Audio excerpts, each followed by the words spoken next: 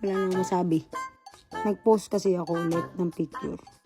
Kasi sabi ko, ay, di ba pala ako nakakapag-upload ng picture sa Thailand?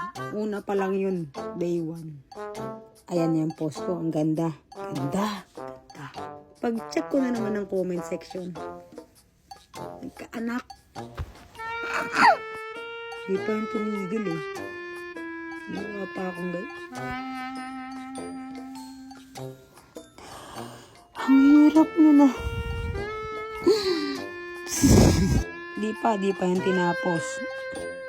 Na para bang biglaan ako naging ina dyan. Ano yan? Aso ba ako? 10?